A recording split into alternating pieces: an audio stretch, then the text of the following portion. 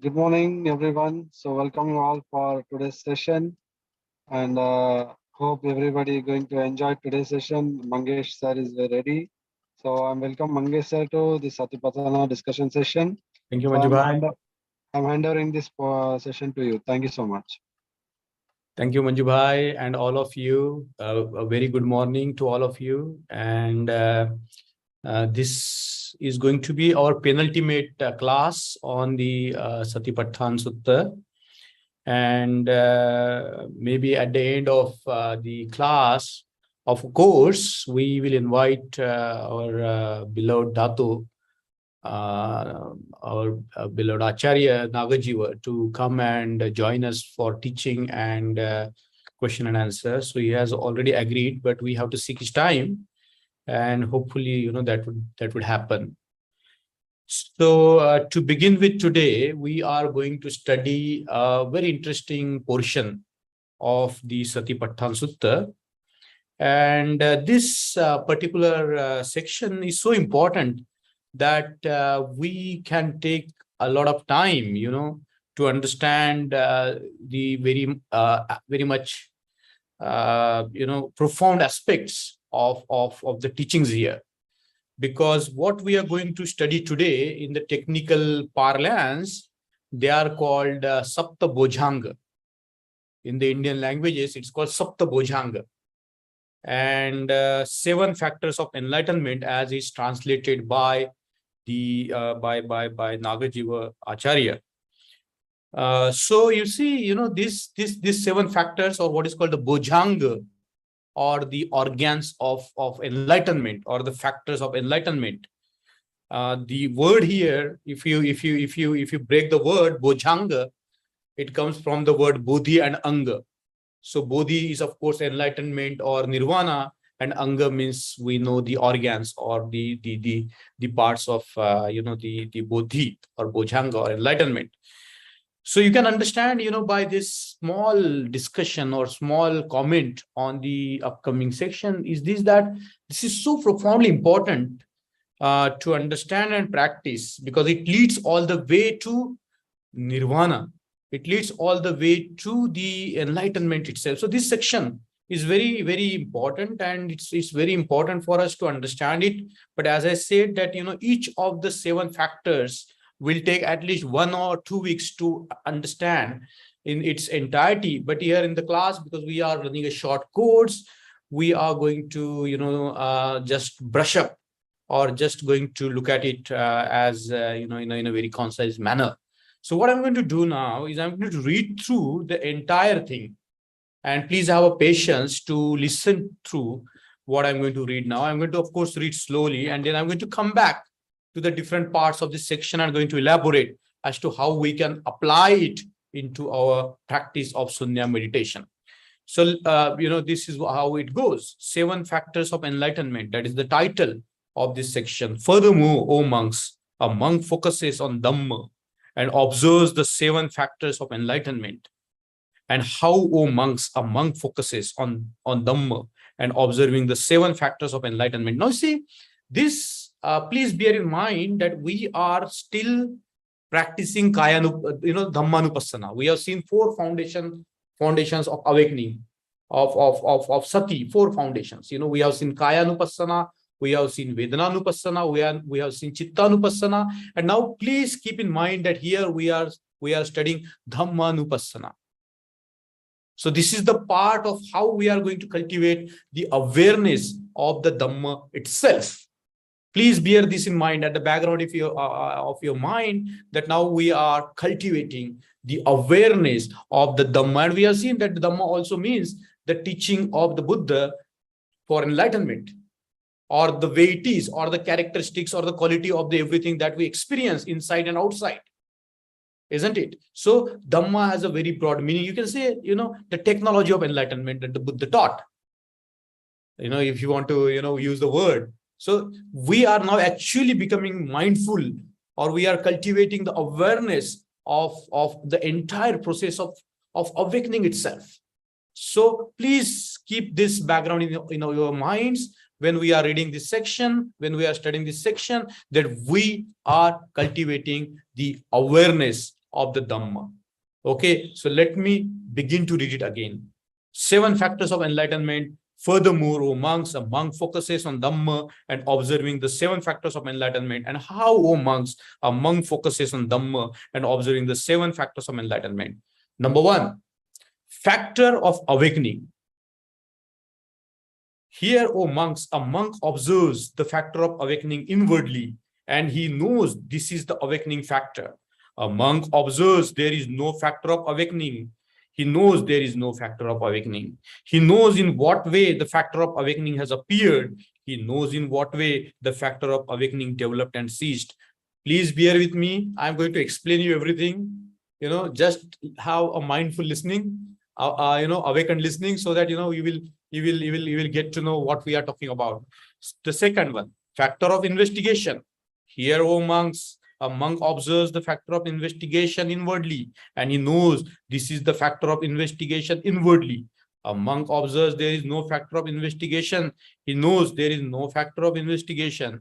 He knows in what way the factor of investigation has appeared. He knows in what way the factor of investigation developed and ceased. Number 3, factor of energy. Here, O monks, a monk observes the factor of energy inwardly, and he knows this is the factor of energy inwardly. A monk observes there is no factor of energy. He knows there is no factor of energy. He knows in what way the factor of energy has appeared. He knows in what way the factor of energy developed and ceased. 4, factor of joy. Here, O monks, a monk observes the factor of joy inwardly, and he knows this is the factor of joy inwardly. A monk observes there is no factor of joy.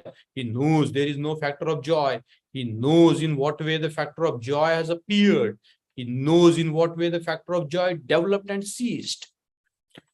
5th, factor of tranquility. Here, O monks, a monk observes the factor of tranquility inwardly, and he knows this is the factor of tranquility inwardly. A monk observes there is no factor of tranquility. He knows there is no factor of tranquility.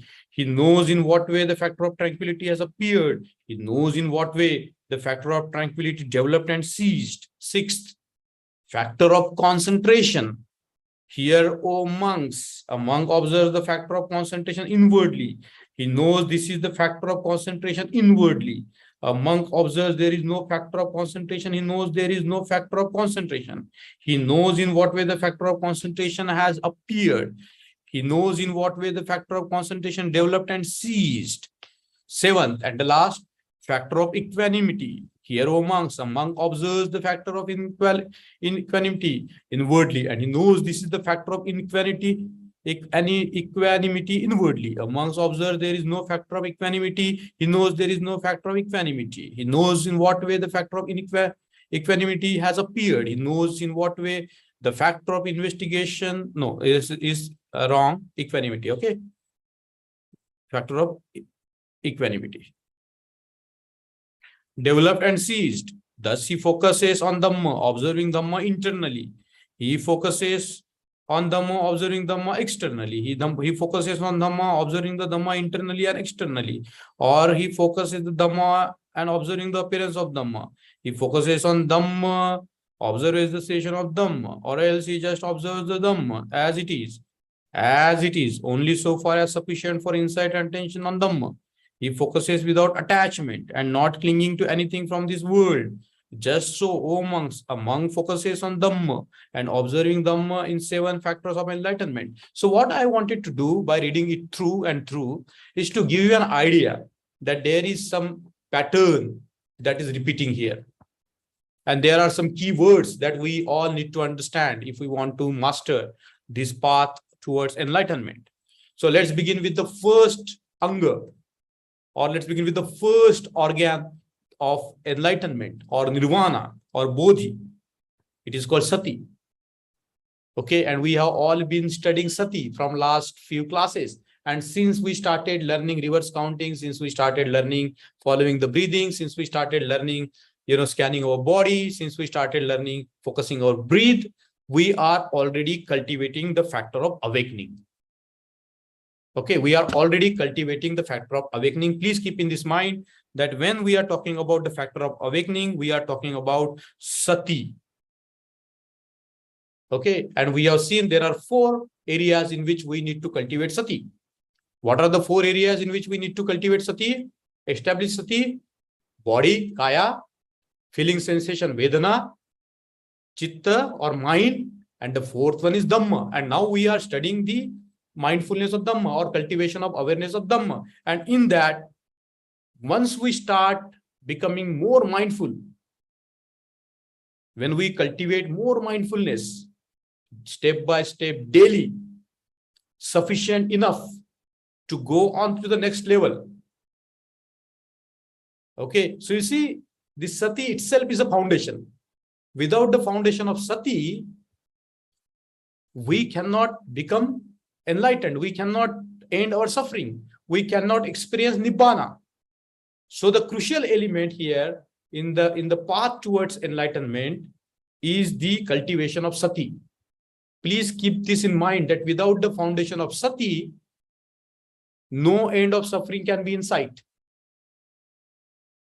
Okay, so sati is critical, sati is crucial, and sati is the only way that leads to the end of suffering. Now, the patterns that are repeating all the time in these 7 factors is 1. You see, when we were studying the other mindfulnesses, awarenesses, we found that there is a word inwardly and externally, outwardly. But here, when we are cultivating awareness, now the emphasis on the inward sort of or the nature. So, we have to establish our minds into this 4 foundation of awareness. And the more we do it, something begins to happen, isn't it? We also have to cultivate the awareness of awareness, the sati of sati. Now, don't get puzzled, because that is what the paragraphs makes it clear. Awareness of awareness, awareness of sati, sati of sati. How? You see, here, a monk observes the factor of awakening inwardly, and he knows this is the awakening factor. So when we observe our mind, if our mind has sati, we know that our mind is full of sati, satiful, mindful. So sometimes when we sit for meditation, we know that our mind is not aware of what it is doing, isn't it? Sometimes we are not aware that we are trying to become aware of the breathing itself, isn't it? So just to become aware that we are aware is a very important sort of an aspect of cultivation of the 7 factors of enlightenment. Number 1. Number 2, a monk observes there is no factor of awakening. He knows there is no factor of awakening. So when we know that there is no sati, we know, we are aware that there is no sati. So when our mind is moving towards the object of meditation, we know that it's constantly moving towards the object of meditation. In our case, that is the breathing, inward and outward breathing, isn't it? So to know that my mind is satiful or mindful is also the way to cultivate mindfulness. And to know that my mind is not mindful is also the aspect of sati, isn't it? Now let's look at the third thing. He knows in what way the factor of awakening has appeared. So when the factor of awakening appears, when the sati appears, we know how it has appeared. What we have done, that it has led to the appearance of the awareness of the sati, what we have done. And the fourth, he knows in what way the factor of awakening developed and ceased. So you see, our factors of awakening develops to a level, and after that it's not needed. It's enough to take to the next level. Isn't it? As Dato says, enough practice that will lead to the second drug, as it were. It will lead to the second level, as it were. Isn't it? So, when we practice sati, we know that in what way the factor of awakening developed and ceased.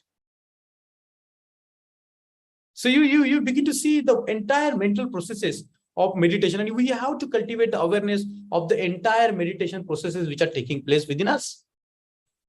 It's so beautiful. This one sentence, this one paragraph, if we can understand the first factor of awakening, sati pathan, we can understand a lot of details about the teachings, the way the Buddha taught. Isn't it? In fact, the Buddha is encouraging here to be mindful of everything going on in your mind. Whether there is a sati or not.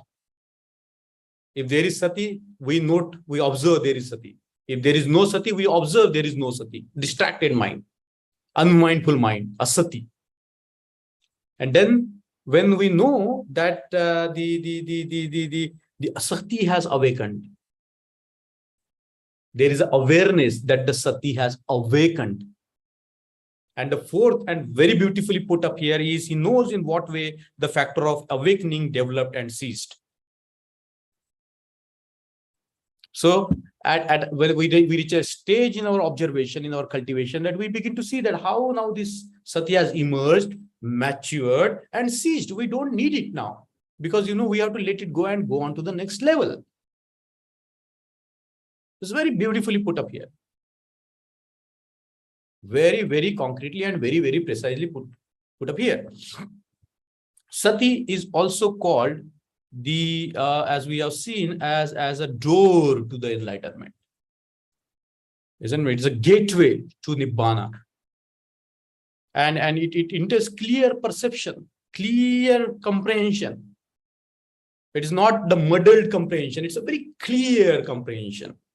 So if you want to cultivate sati, we have to practice this, the awareness of breathing, anapanasati, that we practice. We have to always bring our mind back to the object of our meditation. Wherever our mind is moving on, wherever our minds are going, we have to make efforts to bring it back to the object of meditation. And that's very critical, to bring it back to the object of meditation. So, the way we can cultivate the sati is, we can avoid the company of the foolish people, unmindful people. If we are in the company, say, for example, if you go to the retreat for 2 days, a time of concentrated practice, what happens? To cultivate sati is not difficult, because the conditions are ripened there at that place. Isn't it? Because everybody is practicing the sati. So it's very automatic and easy for us to cultivate sati. So one of the way by which we can cultivate sati is by being in the company of the people who are similarly practicing like us. So be in a good company. Avoid, the bad company. So if we are in a distracted place, or if our companions are, doing unmindful activities, our minds will be naturally drawn towards that. Isn't it? And the fifth and the fourth aspect of cultivation of sati is the commitment. We have to commit ourselves. Like, for example, when we sit for meditation, we have to commit 20 minutes, whatever happens. Even the whole world burns, I don't care. I'm going to sit for 20 minutes or 40 minutes. No matter what, I am going to sit. I am going to reverse count. I am going to, count my breathing. I am going to follow my breathing, no matter what. Commitment is very important.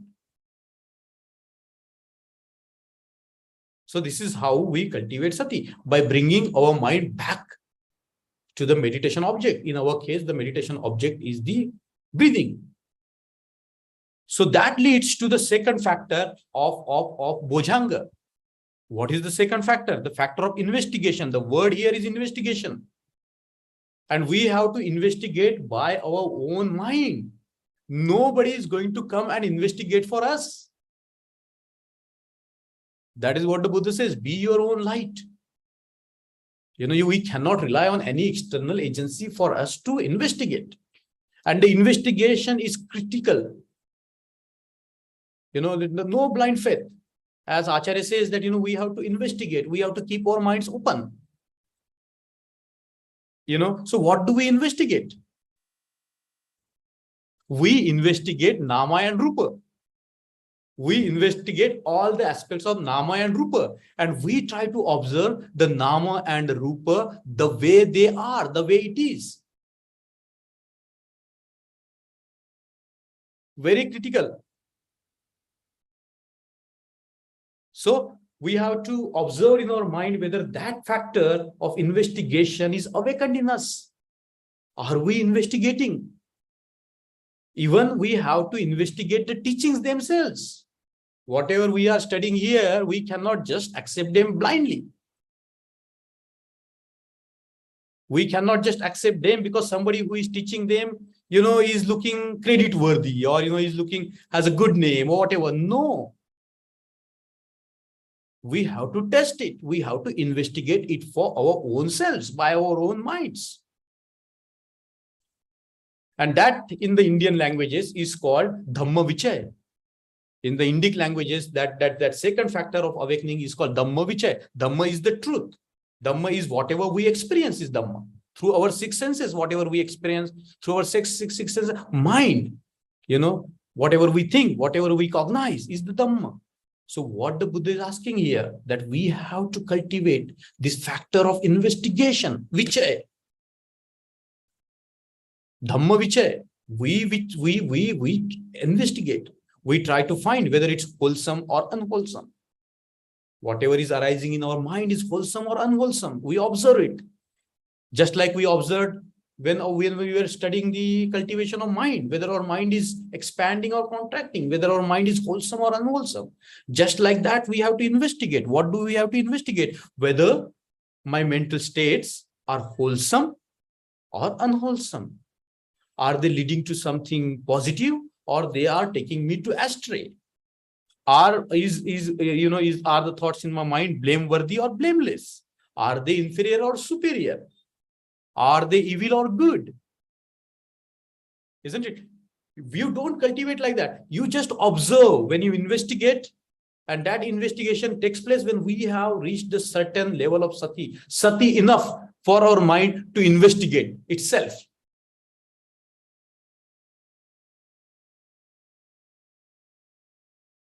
So you see how beautifully one level graduates into another level. We are mindful, then we become mindful of Nama and Rupa, and we investigate. And that process happens, gradually, organically. We begin to investigate. Dhamma Vichaya. Wholesome, unwholesome. Blameable, blameless. Inferior, superior. Leading to something higher, leading to something downwards. Or, evil or good. So it's very beautifully, sort of put it here. And the four aspects you don't forget. When we cultivate this, you don't forget the four aspects. What are the four aspects? When we observe we know the factor of investigation of Dhamma Vichaya inwardly. We know this is the factor of investigation inwardly. There is awareness that yes, there is a Dhamma Vichaya. Yes, the investigation is taking place. Among observers, there is no factor of investigation. In knows there is no factor of investigation. So when there is no investigation going on, when there is no right attention, there is a traditional word that I was not going to use, but I will use here. It's called Yoniso Manasikara. Yoniso means foundational awareness. So most of the times our awareness is not foundational. Our awareness is distracted. Our awareness is, disintegrated. Our awareness is not integrated. Isn't it? So when we pay attention closely like that, with full attention, with the foundational mindfulness, with that awareness, when we investigate something, we begin to see the various aspects of the Nama Rupa. Basically, we see that the Nama Rupa arises and passes away. We observe that. So when we investigate the Nama Rupa, we see the sounds around us, they rise and fall. The sights that we see, they rise and fall. The taste that we experience, they rise and fall. Everything that we experience as Nama Rupa has a quality of rising, Samudaya and Laya. Uday and Laya. In technical language, we can call it Uday, Thiti and Laya. Arise, stay for some time and disappear. It happens so fast. We cannot even take hold of that. It happens so fast. Our mind moves so fast that it's very difficult to even, take hold of that. But maybe when we deepen our practice, we begin to see how our minds operate. Isn't it? Then we realize something about Nama Rupa, that everything that we designate as Nama Rupa is conditioned. It is compounded. Everything, something comes together and makes something. Nothing happens of its own. Isn't it? Everything is compounded. And when the conditions for that compoundation goes, the thing disappears. What we call radio is an assemblage of transistor, capacitor, and so on and so forth. Everything is an assembly. That is what the Buddha is saying. Everything is composite. There is nothing which can stand of its own. There is nothing that can say that I am independent of everything. It is not possible. So the second thing that we realize when we investigate the Nama Rupa is that it's conditioned. It's composite. It cannot stand of its own. For example, you look at your own body. If you don't breathe for some time, what happens? Our existence is continuously dependent on the breathing, on the food, on water.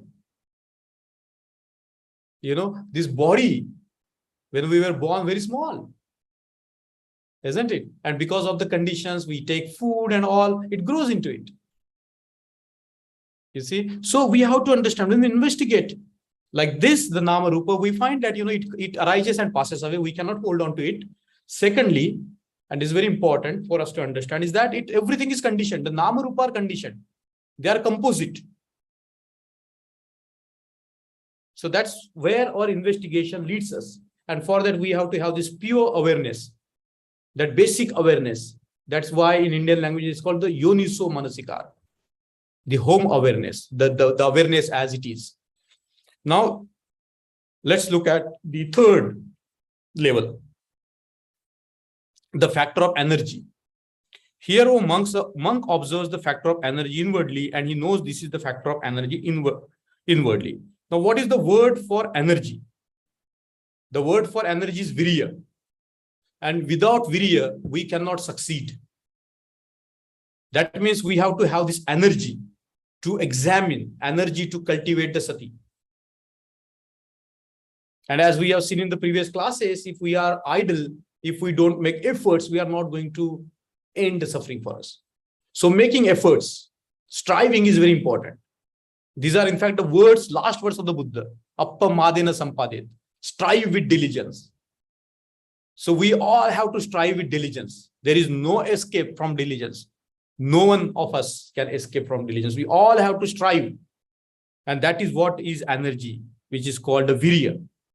So when we observe the virya, or when we develop this, cultivate this faculty of virya or energy, we begin to see that our mind, if the negative mental states have arisen, we know that they have arisen. When the positive mental states have arisen, we know that the positive mental states have arisen.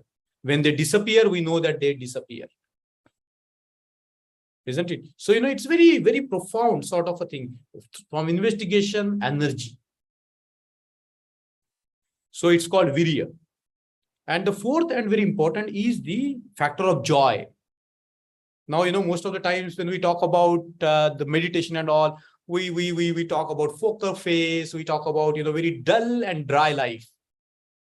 Isn't it? We think that there is no joy. We have to be like, like we very, very wooden, as it were. We have to be like a block of a wood. But it's not like that. You see, if you talk with Nagajiva Acharya for some time, you see he's full of joy. He's happy. He's a free man. Isn't it? He's so happy, so delightful. So you see what I'm trying to get at?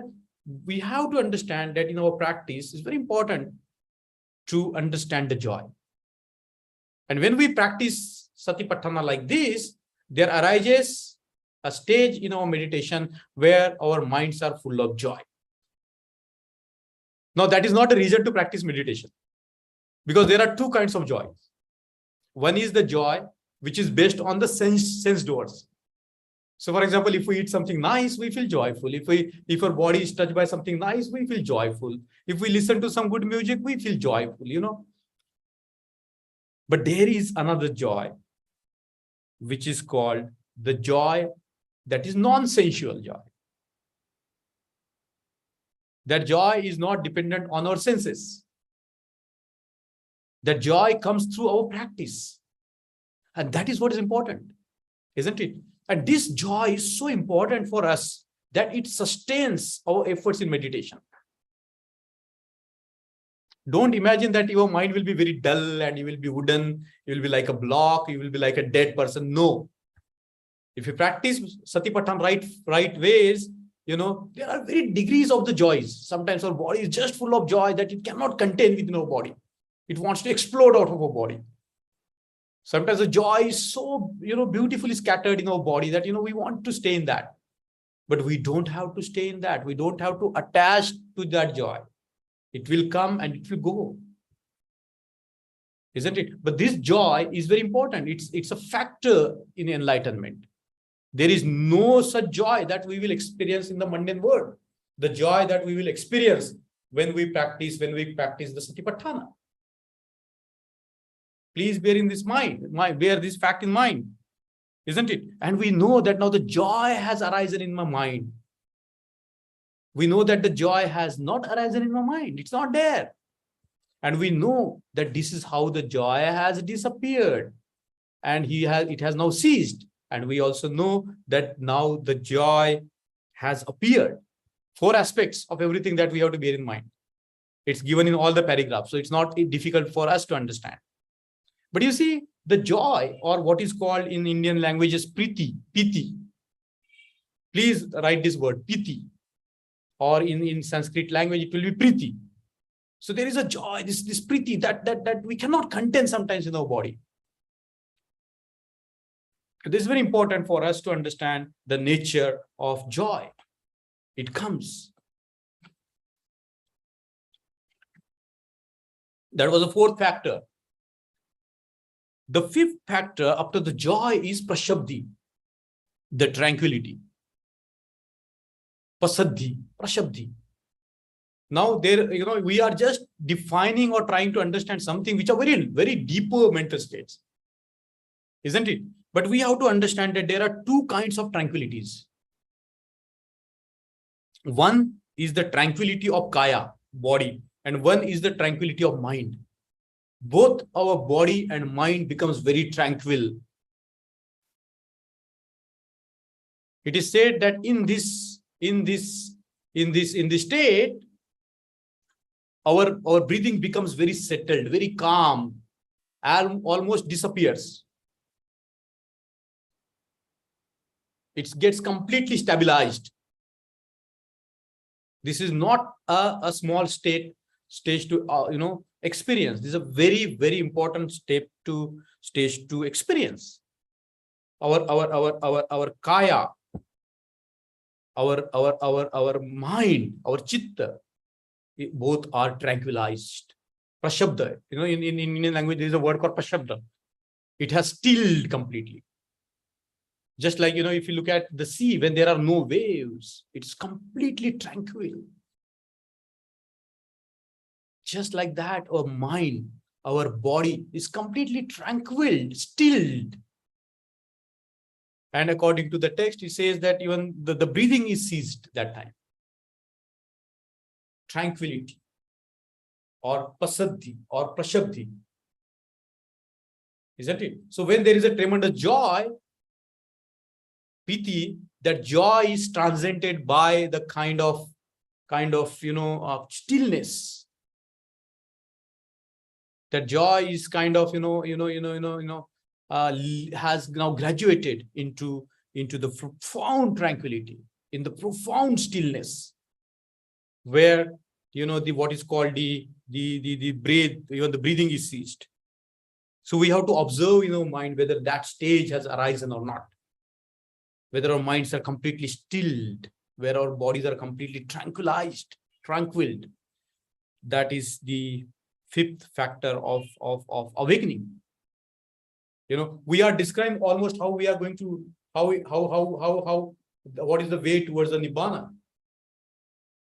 We are studying that here, and we can observe that within our own minds when we practice the Anapanasati and the various practices that are taught in the Sunya meditation system. So, sixth is the factor of concentration. And then only when our minds are so much tranquil, there arises samadhi. Without that, the samadhi doesn't arise. Samadhi can also be equated here as ekagrata, ekaggata. Ekaggata means everything is moving in the same direction, concentrating on the same direction. Our minds, body, our speech, everything as it were moving in the same direction. You know, ekagra in the in Indian word, ekagra, you know, it's like, you know, ekagra, isn't it? One, like the summit, the tip of the mountain where everything is leading, all the slopes are merging into that point, which is called the agra, ekagra. Isn't it? Everything is running into that. Everything is merging into that. Okay, let me use another sort of the teaching to explain you how does it happen.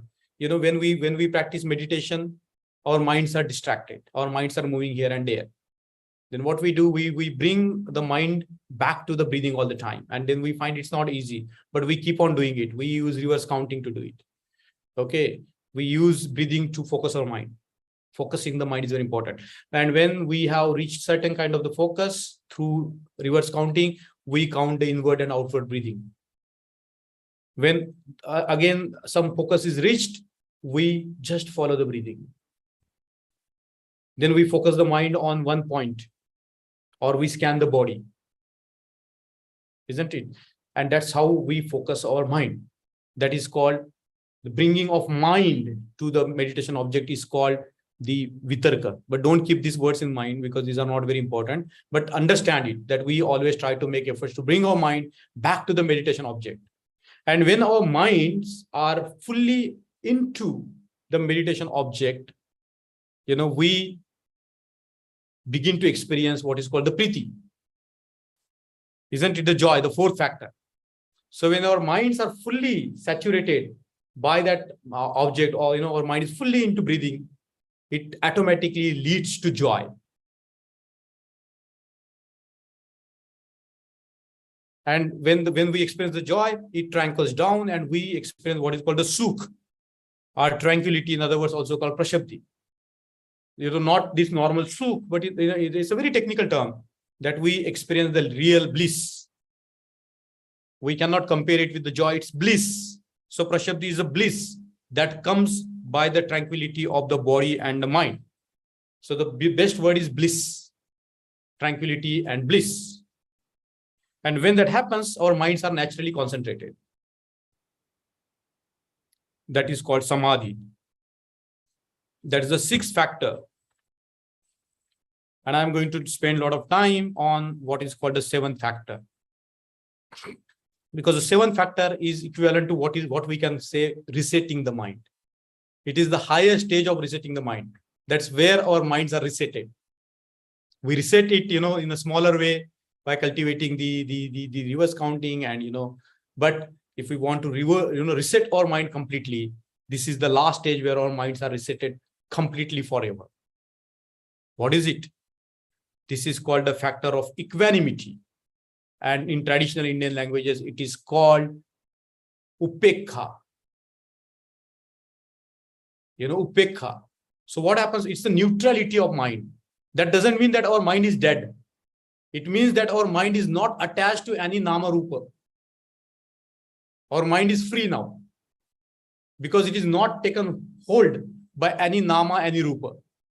It is the mind which has gone beyond. That is the stage of upekha, the neutral mind, or we can say the mind which is resetted completely and fully. Isn't it? And, you know, it's you can also equate that with the balance. It's a complete balance. The mind is completely balanced. It cannot take side. That mind cannot differentiate. That mind cannot take sides. That mind cannot differentiate between people, between anything. This is what we can say the stage of enlightenment, which is also discussed in the Diamond Sutta. The mind that doesn't take hold of anything. The mind that is completely free. The mind which is completely released. So the factor of equanimity, the Indian word for equanimity is upekha, and upekha means neutrality. It is not the dead on neutrality, isn't it? It's a very active sort of the mind. It's an enlightened mind itself.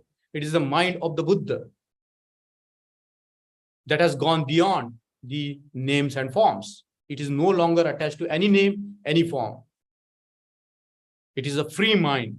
It is the mind of non-differentiation. This mind is not affected by anything, like praise or blame, like profit or loss, this is not affected. This mind is not, it cannot be touched, cannot be affected by any worldly wind. Isn't it? There are 8 worldly winds, as the Buddha taught. And these 8 worldly winds, are completely swaying us away from all our minds are not fixed. And therefore, it's very important for us to understand what are these 8 worldly winds. So gain and loss, we all experience gain and loss. So when we experience gain and loss, our minds are moved, our minds are shaken. Status and disgrace. So when we experience, status, our minds are moved. Or, when we experience disgrace, our minds are moved. Praise and censure. If somebody praises us, we are moved. If somebody censures us, we are moved.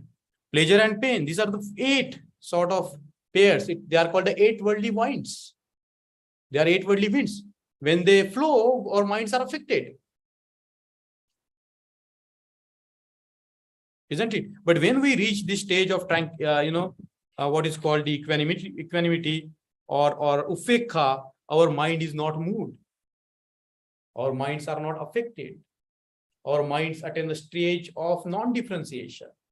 Our mind are resetted fully and completely. This is the highest stage where our minds are resetted fully and completely.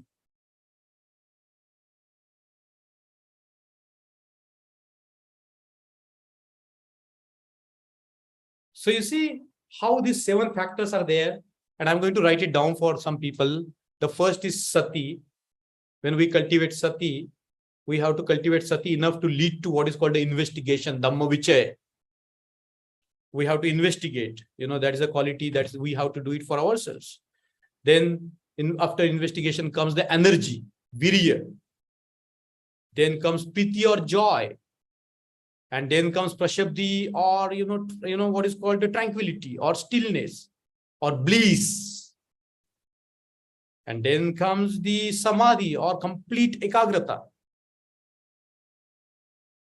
And there are various, levels of samadhi, and that ultimately leads to what is called upekha, or, to be able to see the way it is. In other words, the mind is not moved there. It is not affected by anything. It is not affected by nama and rupa. Therefore, the mind doesn't differentiate between any nama and any rupa. The mind becomes neutral, but that doesn't mean the mind is dead. The mind is very active, and it's a final stage of resetment. Our minds are completely resetted. It is not affected by gain or loss, status or disgrace, praise or censure, pleasure and pain. That is the mind of the Buddha. That is the mind of the enlightened one. So before I conclude our today's class, I'm going to tell you the story that has been recently told by Nagajiva Acharya. But let me read the last section. Thus he focuses on Dhamma, observing Dhamma internally. He focuses on Dhamma, observing Dhamma externally. He focuses on Dhamma, observing Dhamma internally and externally. Or he focuses on Dhamma, and observes the cessation of Dhamma, or else he just observes the Dhamma as it is. As it is. You see, the word here is as it is. Keep in mind, as it is. Only so far as sufficient for the insight and attention on Dhamma. You see, insight, sufficient. We have to cultivate everything sufficient enough so that we have the insight or vipassana. Vipassana means to be able to see the way it is. The way it is. Tathata. When our minds are able to see it the way it is, we are free. We are no longer affected by any nama rupa. He focuses without attachment and not clinging to anything from this world. Just so monk focuses on Dhamma and observing Dhamma in 7 factors of enlightenment. So that's how we cultivate the awareness of the 7 factors of enlightenment, isn't it? So here is a small story in the Zen tradition in China. There was one great monk who has there was one monk on this side of the river, and there was another monk on that side of the river. It's a very funny story. And this monk was boasting that I am not affected by any by the eight worldly worldly winds. So we have seen what are the 8 worldly winds. So he was proclaiming that I am not affected by any this thing. He wrote this poem to his friend on the other shore. Okay. And his friend wrote 3 words, one word 3 times: fart, fart, fart. He wrote this word, fart, fart, fart, and he sent it to him. So when he read that, fart, fart, fart, he was so furious and so angry. Isn't it? So he said that you are boasting that you are not affected by the 8 worldly winds, and with this mere wind, the farting, you are affected. That means you are not enlightened, isn't it? So even in the enlightened stage, we are not affected by anything. Nothing affects us, and our minds remain tranquil. Our minds remain completely, able to investigate. Our minds remain, the mind of non-differentiation. Our mind is completely reset, as it were, isn't it? So I think this is a very important discussion that we have had today. I would like you all to please go back to this reading again and again, read it carefully, take down the notes, because in the future we are going to invite Datuk Nagajiva to talk about this sutta, and also lead Q&A session. So maybe after the next week after that, we have requested him, and we see how he's placed with time, and we will invite him for the class. So now I open up the class for any discussion or anything that you would like to talk about, or anything you would like to share with everybody.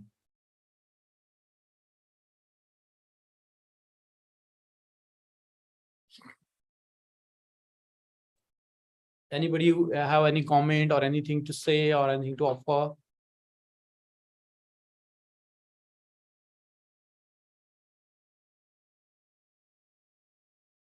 Rajanji, Avnishji, Nancy, Fabiola, Saranya, Devidas, Madhu Madam, Puven Madam.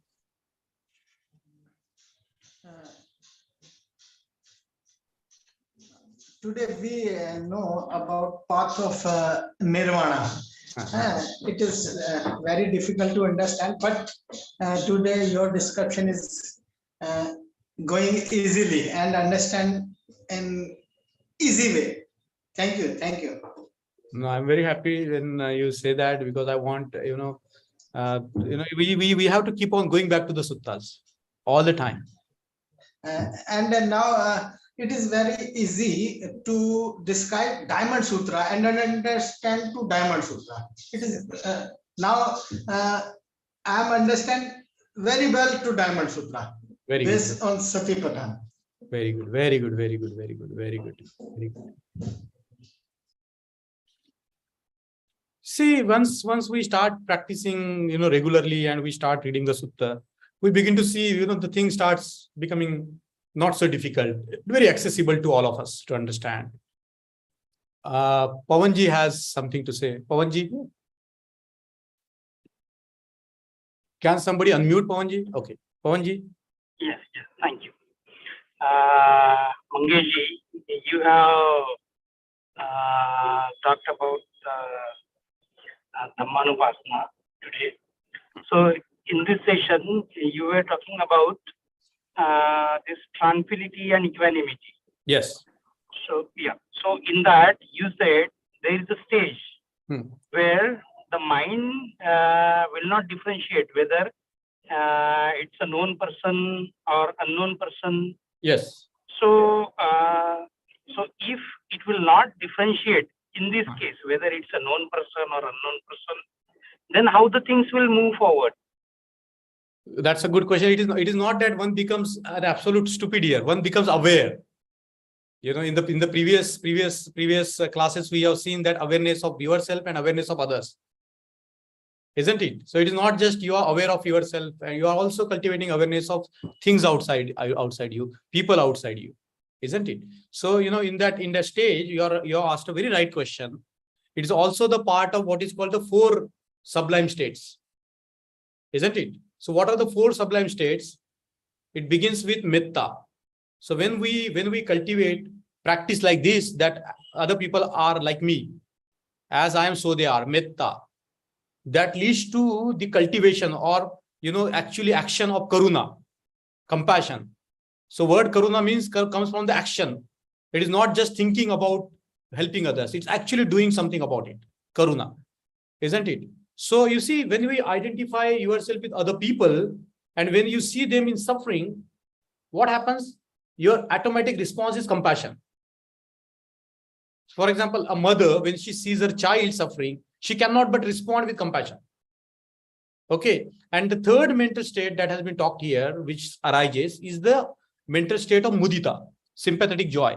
So when the person that we identify with ourselves, when they experience some joy or success, we are not jealous of them. We rejoice in their joy.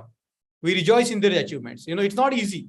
And the last is upekha, where our mind doesn't differentiate between my people and them, me and them, I and them. You see? So upekha is a mind where there is no differentiation between me and them. Isn't it? Most of the times we are just looking at our own selves. But in that stage, the differentiation between me and others, self and others, is gone. There is no line of discrimination. There is no line of differentiation. And when that happens, whoever you encounter in the world, whether they are close to us, whether they are your enemies, whoever they are, your mind doesn't differentiate. We are talking at a very high level. It's not easy, isn't it? And our responses based on them are based on this very mind that doesn't differentiate. So if we meet your near and dear, and if you see that, you know, they are not on the right path, you try to help them to come on the right path. If the neutral people, or the people with whom, you know, we have some kind of a problem, if we see they are going in the right direction, we rejoice, isn't it? This is a very different state of mind. So, you know, it's not like, you know, we are not aware of who they are. We are aware of who they are. We are aware of their minds. We are aware of their mental states, but we don't differentiate between them and us. Most of the times our lives are lived with this quality of differentiation. We always try to categorize people. Something belonging to me, something not belonging to me. Right, Pawan sir? Thank you. Nancy, you wanted to ask something, or you wanted to share something? Only tell you thank you so much, and greetings to all the SUNYATEE. I think it's a good way to do better introspection and guide the SUNYATEEs who are in yellow belt, because we can do the scan better. Right. So right. thank you so much. That's welcome. Okay, we are nearing to the end of our class. We got another 5. Yes, so we can use word bodhisattva. Bodhisattva, gateway for bodhisattva, or gateway of nirvana. See, these both words come from the same etymological roots, the bodhi and Buddha. The root is bujjati, yo bujjati so buddha, means one who knows is the Buddha. So bodhisattva has this, you know, aspiration to know, to be awakened. So whenever that aspiration arises in us, awakens in us, we are all bodhisattvas. Isn't it? One who is intent on enlightenment. Bodhisattva is one who intent on enlightenment. And the Buddha who has accomplished enlightenment. Near the nirvana. Yes. Okay. Thank you. Thank you, Avnish. Madhu madam, Can somebody unmute Madhu madam? Yes, yes.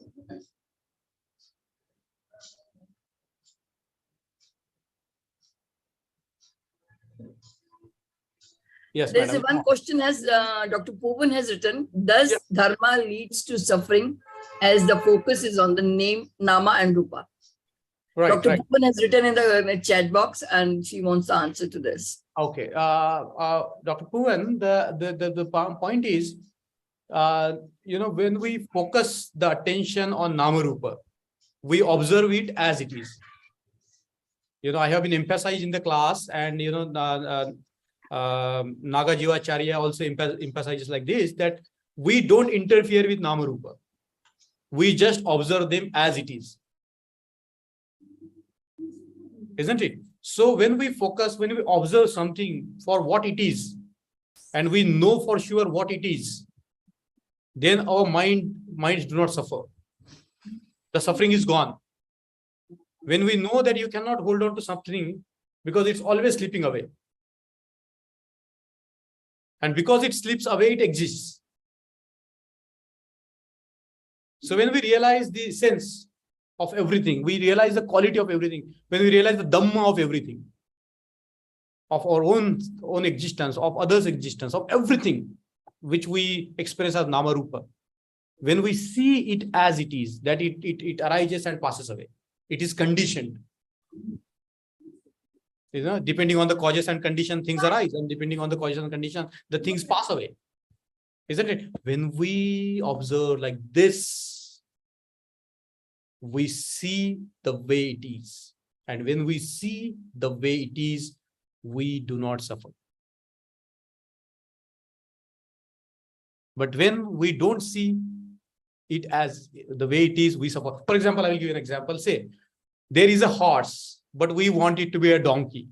So who is going to suffer? There is a horse outside, but we want to, in our minds, we want to, claim that it's a donkey.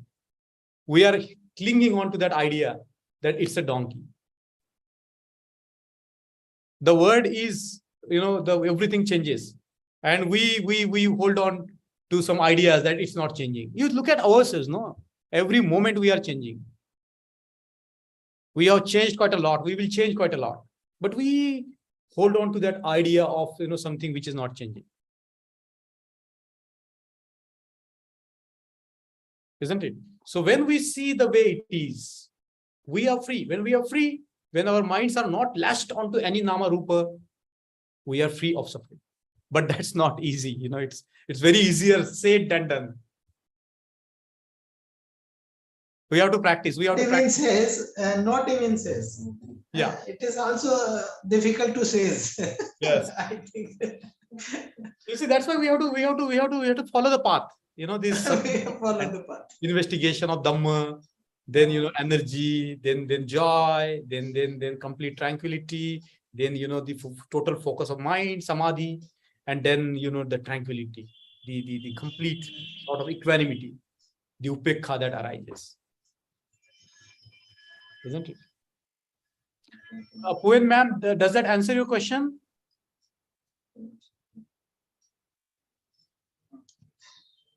Yes. Observe as it is without differentiation, judgment. Okay, yeah. That's true.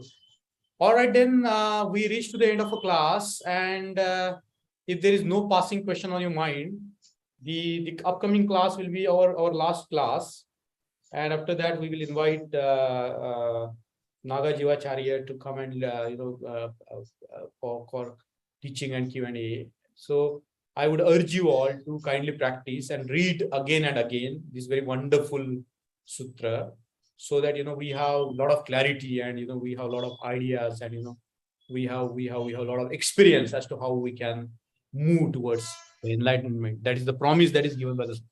This is the only way towards enlightenment. So with this, I end the class today, and as always, thank you, Manjunath, for having coordinated beautifully, and thank you all for joining in. Thank you so much, Manjunath. So thank you, everyone. Thank you. So officially, I'm going to wind up the session. So thank you so much. Thank you.